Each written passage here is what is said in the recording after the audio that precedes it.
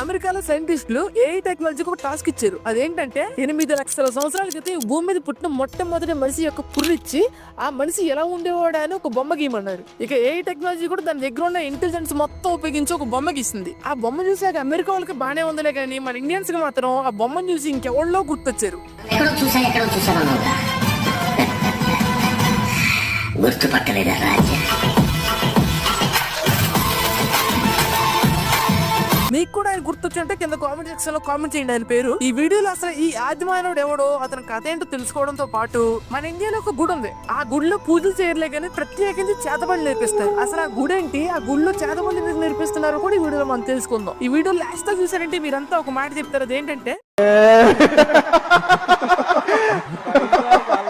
మీలో ఎవరైనా మన ఛానల్ కొత్తగా వచ్చుంటే ఇప్పుడే సబ్స్క్రైబ్ చేసుకోండి. ఇలాంటి మరిన్ని నాలెడ్జ్ టాపిక్స్ మీరు డైలీ తెలుసుకోవచ్చు. ఇక వీడియో మొదలు పెట్టేద్దాం. Your my audience, I am Hari. Let's begin the video. మొన్న అమెరికాకి చెందిన సైంటిస్టులు హ్యూమన్ డిఎన్ఏ మీద ఒక రీసెర్చ్ చేశారు. ఆ రీసెర్చ్ లో ఏం తెలియదంటే 8 లక్షల సంవత్సరాల క్రితం ఆఫ్రికాలో మొట్టమొదటి మానవుడు పుట్టాడని, తర్వాత ఒక 1000 సంవత్సరాల తర్వాత ఒక ప్రమాదకరమైన వ్యాధి వచ్చిందని, దానివల్ల మానవులందరూ చచ్చిపోయి కేవలం 1280 మంది మాత్రమే మిగిలారని, వాళ్ళు ప్రపంచ వ్యాప్తంగా సముద్ర మార్గాన ప్రయాణించి అక్కడ వివిధ ఖండాలకు చేరుకుని అక్కడ హోమోసేపియన్స్ గా డెవలప్ అయ్యారని చెప్పారు. హోమోసేపియన్స్ అంటే ఎవరురా బాబు అని అటు చూడకండి. హోమోసేపియన్స్ అంటే మనమే. మనుషుల్ని సైన్స్ లో హోమోసేపియన్స్ అని పిలుస్తారు. హోమోసేపియన్స్ ఏంటా గ్రహాంతరవాసి కప్పలాగా అదేం పేరు? ఓరి బాబు మళ్ళీ సైన్స్ లో హ్యూమన్స్ ని హోమోసేపియన్స్ అని పిలుస్తారా బాబు? ఇదంతా కాదు, నేను ఫస్ట్ లో ఫోటో చూపించావు కదా, దానికి ఇప్పుడు నువ్వు చెప్తుండడానికి సంబంధం ఏంటి? ఆ పాయింట్ మీదకే వస్తున్నా. నేను చెప్పాను చూడు, మనుషులందరూ చచ్చిపోయారు ఒక జబ్బు వచ్చని.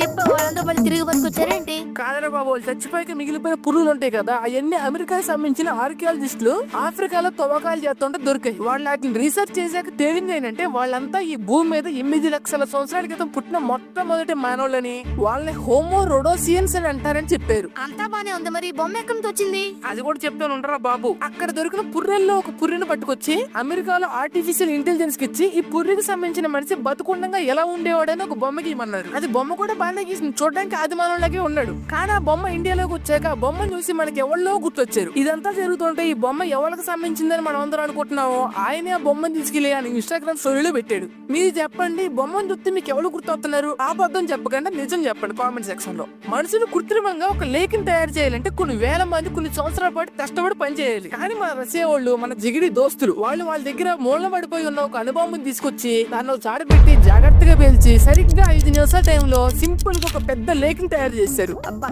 టెక్నాలజీని ఎలా కనిపెట్టాలో జపాన్ వాళ్ళ దగ్గర నేర్చుకుంటే దాన్ని ఎలా వాడాలో రష్యా వాళ్ళ దగ్గర నేర్చుకోవాలరా బాబు. I love Russian videos. 1965 లో మన దోస్తున్న కజకిస్తాన్ దేశం రష్యాలో ఒక భాగంగా ఉండేది. అప్పుడు రష్యా వాళ్ళు ఇక్కడ ఒక పెద్ద లేఖను తవ్వాలని నిర్ణయించుకున్నారు. వాళ్ళు అదే కజకిస్తాన్ లో ఒక పెద్ద గుంటను తవ్వి అందులో 140 టన్నుల ఆటం బాంబుని పెట్టి జాగ్రత్తగా పేల్చారు. వాళ్ళు అనుకున్నట్టుగానే ఒక 100 మీటర్ల లోతున్న ఒక పెద్ద గుంట ఏర్పడింది. కానీ దీని పక్కన ఒక పెద్ద లేక్ ఉంది. ఆ లేక్ నుంచి నీళ్లు దీంట్లో తీసుకురావడానికి ఒక పెద్ద కాలువ కూడా తవ్వారు. తర్వాత రష్యా గవర్నమెంట్ దీని అంతటిని రికార్డ్ చేసి మీడియాకి పబ్లిష్ చేసింది. ఎందుకంటే ఈ ఆటం బాంబ్స్ తో దేశాలు నాశనం చేయడమే కాకుండా ఇలా ఉపయోగపడే పనులు కూడా చేయొచ్చని ప్రపంచానికి చూపించడం కోసం. కానీ చివరికి ఆ ఎక్స్ప్లోజన్ కి ఆ ప్రాంతం మొత్తం రేడియేషన్ గురైంది. అందులో ఉన్న నీళ్లు తాగడానికి పనికిరావు, కనీసం వ్యవసాయం చేసుకోవడానికి కూడా పనికిరావు. ఆ బాంబుని అండర్ గ్రౌండ్ లో పెట్టి పేల్చారు కాబట్టి దాని వల్ల అండర్ గ్రౌండ్ వాటర్ కూడా పొల్యూట్ అయిపోయింది. మోరల్ ఆఫ్ ద స్టోరీ, దీని వల్ల మీరు ఏం నేర్చుకున్నారో కింద కామెంట్ సెక్షన్ లో కామెంట్ చేయండి. ఇక మనం చేతపల్లి గుడి దగ్గరకు వచ్చేద్దాం. కామాఖ్య దేవి టెంపుల్, గౌతి అస్సాం. నాకెందుకు తెలియదురా, టెంపుల్ నాకు బాగా తెలుసు. ఈ టెంపుల్ ఎంత పవర్ఫుల్ తెలుసా?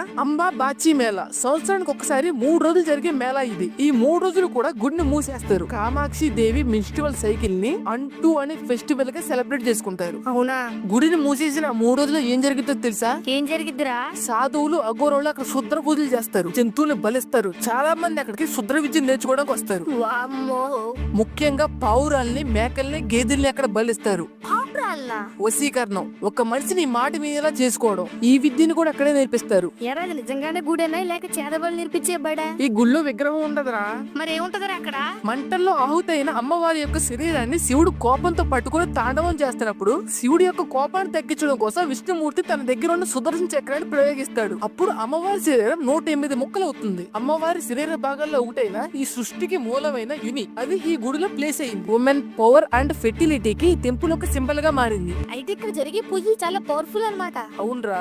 పెళ్లి కాని వాళ్ళకి, పిల్లలు పుట్టిన వాళ్ళకి, లైఫ్ లో నెగిటివిటీతో అక్కడే ఆగిపోయిన వాళ్ళకి ఈ కామాఖ్య అమ్మవారు దారి చూపిస్తారంటారు. అది నిజమేనా? చూపిస్తారు గానీ ఆ దారి ఎలాంటిది అన్నది వచ్చిన మనిషి అతని మనసు మీద ఆధారపడి ఉంటది. ఈ గుడి మీద మీ ఒపీనియన్ కామెంట్ చేయండి. ఇలాంటి మరిన్ని ఇంట్రెస్టింగ్ అంటే నాలెడ్జ్ టాపిక్స్ కోసం ఈ వీడియోకి లైక్ చేసి మన ఛానల్ కి సబ్స్క్రైబ్ చేసుకోండి. ఇలాంటి వీడియోస్ మీరు డైలీ చూడొచ్చు. సరే, this is Hari signing off. Meet in next video. Bye bye.